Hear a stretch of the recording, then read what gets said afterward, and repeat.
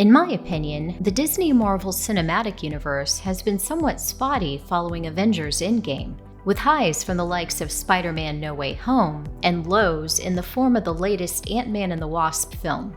That being said, there is a bright spot with Disney Marvel's latest release.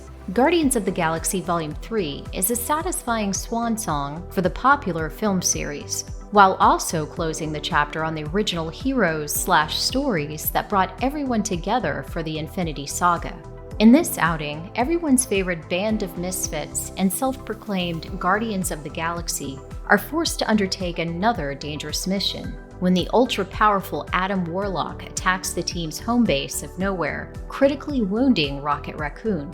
Their quest leads the team to meet up with Gamora, who is now part of the Ravagers. Quill and the gang need her assistance in order to find the information needed to save their furry friend. We're here to save the life of our friend. That is all. Much of Guardians of the Galaxy Volume 3 focuses on Rocket's origin, which is revealed to be incredibly heartbreaking.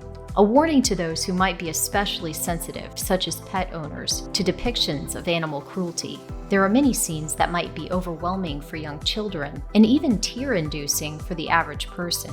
The main villain this time around is the High Evolutionary, expertly played by Chukwudi Iwuji. You will hate his character. He is a sadistic Dr. Mengele-type character who is hell-bent on creating the perfect world, no matter the cost. I'm not trying to conquer the universe.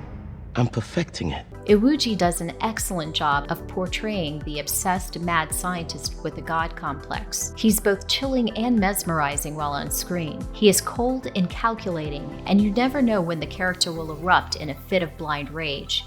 Guardians of the Galaxy 3 continues with its tradition of blasting classic rock tunes that the franchise has become known for.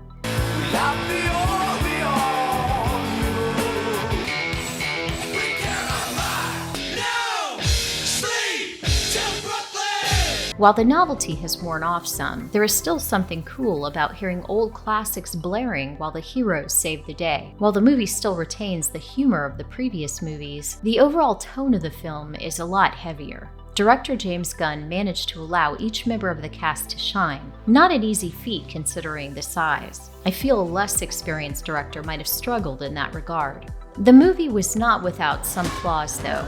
One that I found especially annoying was the shouting done by Zoe Saldana's Gamora and Karen Gillan's Nebula during many of their scenes. Knock it off! Not only was it grating to listen to, but it seemed more like a cop-out with regards to the acting, as if it were easier to just shout out the lines rather than convey the characters' emotions in a more nuanced fashion. This is the first Marvel movie in the MCU to drop the F-bomb. Open the door! Given the tone of the movie, it's not exactly that out of place. However, the flippant way in which it was used seemed disrespectful and pointless. It felt as though director James Gunn threw it in just to see if he could get away with it. Another issue I had with the film was with many of the action sequences.